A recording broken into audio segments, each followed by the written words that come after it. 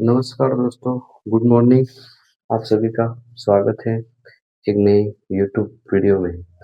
इस वीडियो के माध्यम से हम आज फिर बात करेंगे जो मैंने कल वीडियो अपलोड किया था राजस्थान के इतिहास के बारे में। तो राजस्थान के इतिहास की सुनने से हमने शुरुआत की है। आप मेरे साथ जुड़े रहिए अंत तक। आपको जितना भी राजस्थान का इतिहास है, कला एवं संस्कृति है, उनको पूरा यहाँ करवाया जाएगा।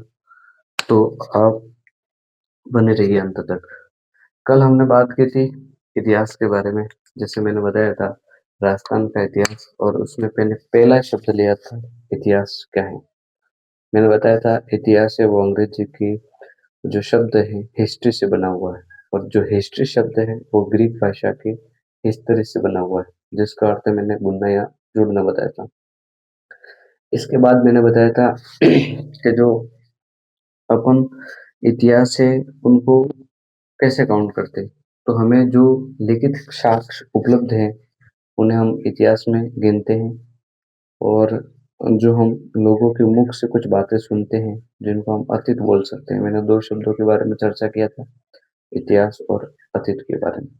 इसके बाद मैंने जैसे बताया था कि भारत का जो इतिहास है, यहाँ भारतीय इतिहास है, उसके जन्मस्थली यहाँ अपन मान सकते हैं। शुरुआत कहाँ से हुई, कहाँ से पढ़ते हैं, तो सभ्यता काल से बताया था मैंने। इसी प्रकार राजस्थान के इतिहास के बारे में बताया था कि राजस्थान का जो इतिहास है उनको हम राजपूत काल या 7वीं सदी से पढ़ते हैं। इसके बाद में मैंने जो राजस्थान का इतिहास है उनमें कौन कौन से टॉपिक है। सबसे पहले हमें राजस्थान के राजवंशों के बारे में पढ़ना है, जिसमें गोइल का नाम बताए थे मैंने, राठौड़, प्रतिहार, चौहान, परमार, इन सब के बारे में पढ़ना है। इसके बाद मैंने बताया था जो इतिहास के स्रोत हैं, इतिहास के सोर्स है, क्या क्या इतिहास की जो जानकारी वो हमें कहाँ से मिलती है, अभिलेख के बारे में। इसके बाद सिक्के बताया था मैंने। सिक्के के साथ ही मैंने जो ऐतिहासिक ग्रंथ हैं, इतिहासकार है, उनके बारे में बात बोली थी। ठीक है, ये तो टॉपिक है, इसके बारे में हम गहराई से पढ़ेंगे। इसके बाद मैंने जब राजस्थान के आधुनिक इतिहास की बात करते तो वहां पर मैंने ये बताया था कि राजस्थान के आधुनिक इतिहास में हम सबसे पहले जो 1857 की क्रांति होती है, तो उसकी जो पृष्ठभूमि किस तरह से तैयार होती है, किस तरह से जो लॉर्ड वेल्लेस्ली द्वारा सहायक संधियां की जाती है, राजस्थान के जितने भी राजा हो उनके साथ भी इस प्रकार की संधियां की जाती है। इसके बाद 1857 की क्रांति होती है। फिर राजस्थान में जो कृषक किसान आंदोलन है, जनजातीय आंदोलन है, और प्रजामंडल की शुरुआत हो जाती है। फिर राजस्थान का किस तरह से एकीकरण पूरा होता है। उसी समय जो राजनीतिक संस्थाएं हैं, समाचार पत्र पत्रिकाओं, उनके बारे में पढ़ना है, ऐसा मैंने बताया था। फिर राजस्थान के जो इतिहास के पितामह हैं जिनका नाम है कर्नल जेम्स टोड, तो उनके बारे में हमने चर्चा की थी। किस तरह से जो कर्नल जेम्स टोड है वो भारत आए थे। ठीक है, और फिर ईस्ट इंडिया कंपनी में अपने जो उनकी जो कार्य क्षमता थी उनसे प्रभावित होकर जो उच्च अधिकारी थे उन्होंने किस तरह से उनको राजस्थान का पूरा दायित्व दिया था। पॉलिटिकल एजेंट बनकर मेवाड़ आए थे। इसके बाद उन्होंने राजस्थान की प्रत्येक रियासत में जा जाकर जो इतिहास इकट्ठा किया, उनमें जो ललक थी जिनके अनुसार राजस्थान का इतिहास लिखा उन्होंने, और राजस्थान के बारे में बहुत कुछ जानकारी देकर चले गए, किस तरह से उनकी मृत्यु होती है। ठीक है, 1835 में। तो मैंने पूरा पूरा बताया था कर्नल जेम्स टोड के बारे में। तो आज हम पढ़ेंगे हाँ, याद रखना वो राजस्थान शब्द भी कर्नल जेम्स टोड ने दिया था। राजस्थान के लिए सबसे पहले जो राजस्थान शब्द का प्रयोग है उन्होंने किया था। 1829 में उनकी एक पुस्तक प्रकाशित हुई थी जिनका नाम था annals and antiquities of Rajasthan. उनमें सबसे पहले प्रयोग किया था। ठीक है, आज हम पढ़ेंगे जो राजस्थान जो वर्तमान स्वरूप आया 1 नवंबर 1956 को, जब राजस्थान स्थापना दिवस मनाया जाता है। तो जो राजस्थान का एकीकरण हुआ उससे पहले राजस्थान की किस प्रकार की स्थिति थी, राजस्थान में जो रियासत थी, ठिकाने थे, कितने थे। ठीक है ना, और कौन कौन सी रियासत में या कौन कौन सी रियासत में कौन कौन से राजवंशों ने शासन किया, उनके बारे में पढ़ेंगे। तो सबसे पहले मैं उन रियासतों के बारे में बताना चाहता हूँ जो राजस्थान में थी। तो राजस्थान में एकीकरण से पहले 19 रियासतें और 3 ठिकाने थे। ठीक है, तो मान लो अगर राजस्थान का इतिहास में ले लेते हैं तो राजस्थान का इतिहास पढ़ रहे हैं, लेकिन हम अभी इतिहास में गए नहीं है। ठीक है, आज तारीख है 7 अप्रैल 2024। ठीक है, मान लो ये राजस्थान है। ठीक है, तो राजस्थान जो पतंगाकार राजस्थान की आकृति है, तो वर्तमान में इस स्वरूप में आने से पहले राजस्थान में 19 रियासतें थी। कितनी रियासतें? 19। 19 रियासतें थी, प्लस इसमें ऐड हो जाते 3 ठिकाने। ठिकाने ठिकाने उनको बोलते हैं जहां पर राजा तो होता था, लेकिन उनको कोई सैल्यूट नहीं दिया जाता था। ठीक है, नॉन सैल्यूट टेरिटरी बोल सकते हैं अपन। ठीक है, और रियासत के अंदर रियासत का एक उप भाग होता था ठिकाना। जैसे राजस्थान में 3 ठिकाने थे। ठीक है, तो इनके बारे में पढ़ेंगे। तो राजस्थान में जो राजस्थान का वर्तमान स्वरूप आया, इससे पहले राजस्थान 19 रियासतों और 3 ठिकानों में विभाजित था। तो यहाँ पर मैं एक लाइन लिखूंगा, राजस्थान अपने अपने वर्तमान स्वरूप से पहले वर्तमान स्वरूप से पहले 19 रियासतों व 3 ठिकानों 3 ठिकानों तथा एक केंद्र शासित प्रदेश केंद्र शासित प्रदेश प्रदेश में विभाजित था। विभाजित था। जब अंग्रेज भारत में आए थे, तो उन्होंने पूरे भारत पर अपना अधिकार या स्थापत्य अच्छी तरह से उस पर नियंत्रण रखने के लिए पूरे भारत को 4 केंद्र शासित प्रदेशों में बांटा था, जिनमें बलूचिस्तान जो पाकिस्तान वर्तमान वाला पार्ट है वहां पर, अजमेर अजमेर मेरवाड़ा करके अपने राजस्थान में था, एक दिल्ली था और एक कुर्ग कर्नाटक था। 4 केंद्र शासित प्रदेश थे। ठीक है, इसमें सबसे पहले मैं यहाँ लिख देता हूँ 19 रियासतें प्लस 3 ठिकाने प्लस एक यूटी यूनियन टेरिटरी केंद्र शासित प्रदेश बोल सकते हैं, जैसे वर्तमान में भी भारत में है। ठीक है, 3 ठिकाने में सबसे पहले नाम आ जाता है। पहली बात तो ठिकाना क्या है? ठिकाना इसको बोल सकते हैं अपन रियासत का उपभाग।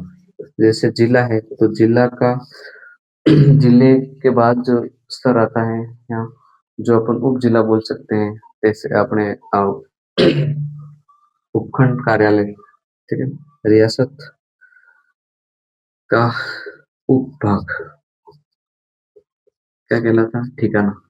यहाँ पर कोई सलामी नहीं दी जाती थी, कोई सलामी नहीं, सलामी नहीं। ठीक है, ठिकाने का अपने आप का अलग राजा होता था, लेकिन सलामी नहीं। और पूरे राजस्थान में कितने ठिकाने थे? 3 ठिकाने। 3 ठिकानों में कौन कौन से थे? एक तो था लावा, उस समय टोंक था, वर्तमान में जयपुर। इसके बाद निमराना, अलवर, निमराना, अलवर और एक था कुशलगढ़, और ये आता है बांसवाड़ा में। बताऊंगा यहाँ पर जब 1857 की क्रांति होती है उस समय कौन कौन से राजा थे। ठीक है, तो इस प्रकार के राजस्थान का जो वर्तमान स्वरूप है, उसमें सबसे पहले तो 19 रियासतें थी, 3 ठिकाने थे, तो एक यूटी थी। यूटी में किसका नाम आ जाता है? अजमेर मेरवाड़ा का। अजमेर मेरवाड़ा। ठीक है, 1857 की क्रांति होती है, तो जो 1857 की क्रांति का राजस्थान में मुख्य केंद्र वो अजमेर ही होता है। ठीक है, उनके बारे में बात करेंगे। अब मैं 19 रियासतों के बारे में बताना चाहूंगा। ठीक है, आपने अजमेर के बारे में सुना होगा। अजमेर में एक जगह है ब्यावर। अजमेर में एक जगह है ब्यावर, हिंदी में ब्यावर बोलते हैं। ऐसा कहता है कि अजमेर में मेर जो मीना रहते थे, और उनसे जब भी अंग्रेज अजमेर में आते थे तो बहुत सतर्क होके आते थे, क्योंकि वहां उनके साथ बहुत लूटपाट होती थी और उनके साथ हत्याएं भी हो जाती थी। ठीक है, इसलिए अजमेर का जो ब्यावर वाला पार्ट है, वहाँ का अंग्रेजों ने नाम लिख दिया था। उसको बोलते थे, वहां पर बोर्ड लगा दिया था, बी अवेयर। ठीक है, वहां पर जो भी जाए वो क्या रहे, एकदम सतर्क रहे, अवेयर रहे। ठीक है, जागरूक रहे। इसलिए फिर बाद में इसी बे अवर से क्या बन गया था, ब्यावर। क्या बन गया था, ब्यावर। ठीक है, तो ये मैंने बता दिया। अब मैं 19 रियासतों के बारे में आपको बताने का प्रयास करूंगा।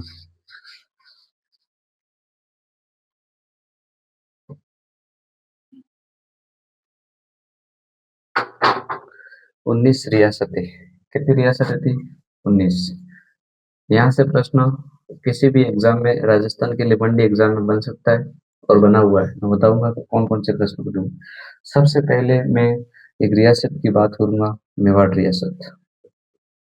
कौन सी रियासत, मेवाड़।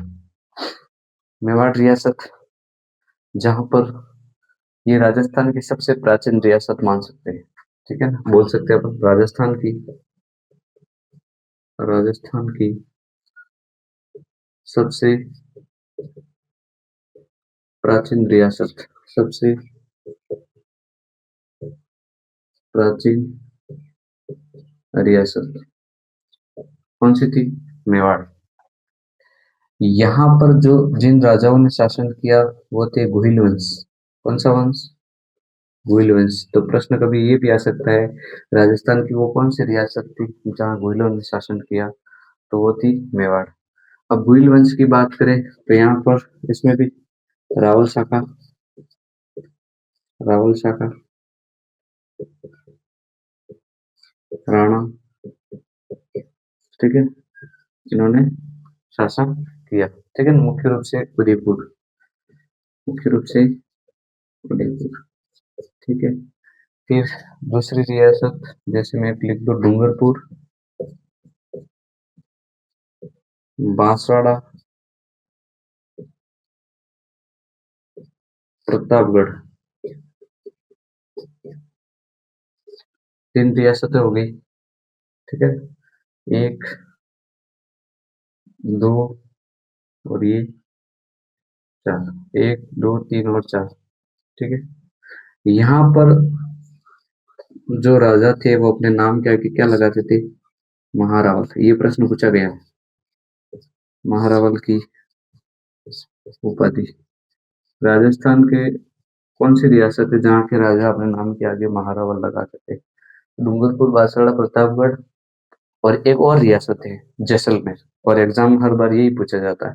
ठीक है, तो यहाँ जैसलमेर के राजा भी क्या लगाते थे, महारावल। मैं आगे लिख दूंगा। ठीक है, फिर लिख देता हूँ मैं, जैसे मैंने लिख दिया सिरोही, सिरोही रियासत की। यहाँ पर देवड़ा वंश के शासकों ने शासन किया, देवड़ा राजपूत। ठीक है, इसके बाद जयपुर, मतलब इसको आप बोल सकते हैं आमेर। आमेर में शासन किया था कछवा वंश, कछवा वंश के शासकों ने। ठीक है, इसमें मुख्य रूप से जयपुर के राजाओं के बारे में पढ़ा जाता है, क्योंकि पहले आमेर था, बाद में जयपुर बना था, उस समय कछवा वंश की राजधानी।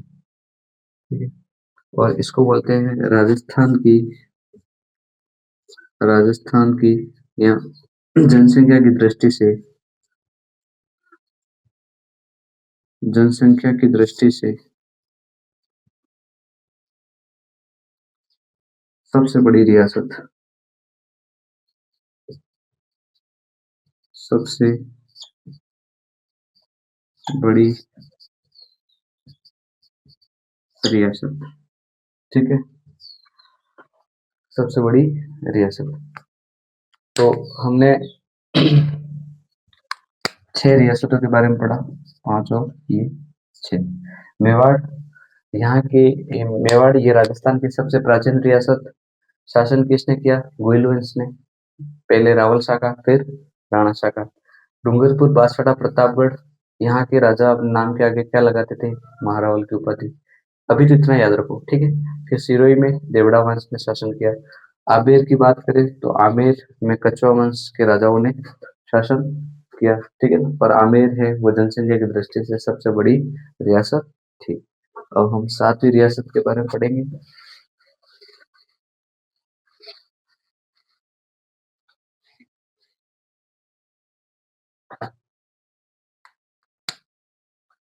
सातवीं रियासत, जैसे मैंने बताया, शाहपुरा, शाहपुरा भीलवाड़ा वाला, ठीक है। ये राजस्थान की क्षेत्रफल व जनसंख्या जनसंख्या की दृष्टि से सबसे छोटी रियासत है। सबसे छोटी रियासत, छोटी रियासत कौन सी? शाहपुरा, जयपुर, ठीक है। 8वें नंबर की बात करूंगा मैं, टोंक। टोंक की बात करूंगा। टोंक राजस्थान की एकमात्र मुस्लिम रियासत। आपने सुना होगा अमीर खां पिंडारी का नाम। एकमात्र मुस्लिम रियासत। अंग्रेजों ने अपने स्वार्थ के लिए इस रियासत का निर्माण किया था, यहाँ इसको स्थापित किया था। इसके साथ एक और रियासत है, झालावाड़। झालावाड़ ये राजस्थान की सबसे नवीन रियासत है। राजस्थान की नवीन रियासत, ठीक है, नवीन रियासत। इन दोनों का निर्माण किसने किया था? तो यहाँ लिख सकते हो, अंग्रेजों द्वारा स्थापित। अंग्रेजों ने अपने स्वार्थ के लिए इनको स्थापित किया था, ठीक है। 10वें नंबर पे बात करें हम, कोटा रियासत। आपने शाहजहां का नाम सुना होगा। 16 मुगलों द्वारा बनाई गई रियासत बोल सकते हैं। शाहजहां 1638 में, ठीक है। तो यहाँ लिख सकते हैं, मुगलों द्वारा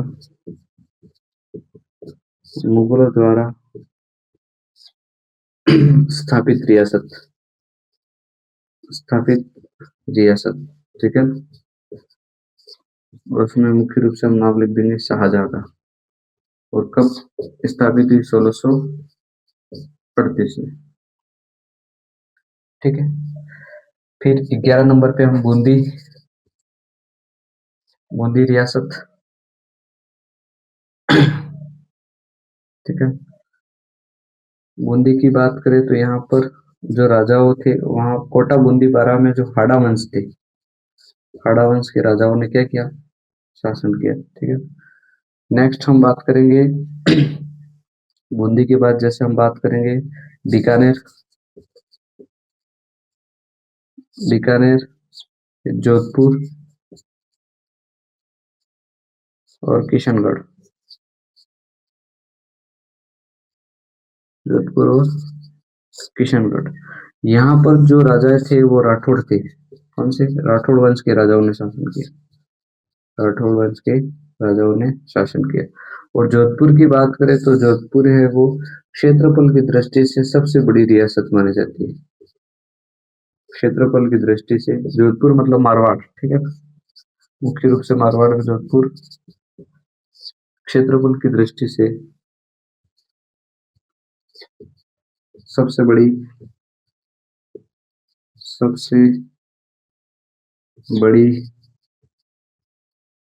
रियासत कौन सी थी? मारवाड़। तो मैंने बताया था शाहपुरा राजस्थान की सबसे छोटी रियासत, जनसंख्या और क्षेत्रफल दोनों की दृष्टि से। टोंक की बात करें तो ये राजस्थान की एकमात्र मुस्लिम रियासत जिसका जिसको स्थापित किया था अंग्रेजों ने अपने स्वार्थ के लिए। झालावाड़ राजस्थान की सबसे नवीन रियासत, ठीक है। कोटा मुगलों द्वारा स्थापित, शाहजहां ने 1638 में कोटा को स्थापित करवाया था। फिर बूंदी हाड़ा वंश के राजाओं, कोटा बूंदी बारा जो हाड़ौती क्षेत्र है वहां पर हाड़ा वंश के राजपूतों ने शासन किया था, ठीक है। बीकानेर, किशनगढ़ और जोधपुर, यहाँ पर जो शासक थे वो राठौड़ वंश के शासक थे, ठीक है। और क्षेत्रफल की दृष्टि से सबसे बड़ी रियासत कौन सी है, तो वो रियासत है मारवाड़ रियासत, ठीक है। आगे हम बात करेंगे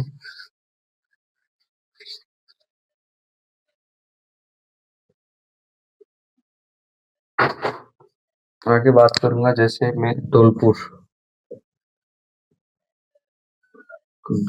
और भरतपुर, ठीक है। यहाँ पर यहाँ पर जिन राजाओं ने शासन किया वो है जाट वंश के राजा, और उनमें भी अपन बोल सकते हैं सिंध सिनवार गोत्र के, सिंध सिनवार जो वंश है उनके राजाओं ने यहाँ पर क्या किया, शासन किया था। धौलपुर और भरतपुर राजस्थान की दो जाट रियासतें, राजस्थान में जाट रियासतें कितनी है, दो। राजस्थान में दो जाट रियासतें थी।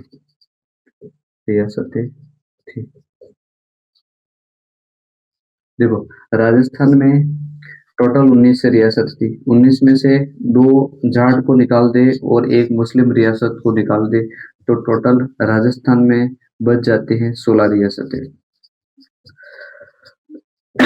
कितनी रियासतें, 16। तो अगर प्रश्न आ जाए राजस्थान के एकीकरण से पूर्व राजस्थान में जो राजपूत रियासतें थी उनकी संख्या कितनी, तो वो संख्या हमें मिलेगी 16। कितनी मिलेगी, 16। तो उसमें से टोंक वाली रियासत को निकाल दे क्योंकि वो मुस्लिम रियासत थी, और जो जाट रियासत थी उनको निकाल दे तो कितनी बच जाएगी, 16, ठीक है।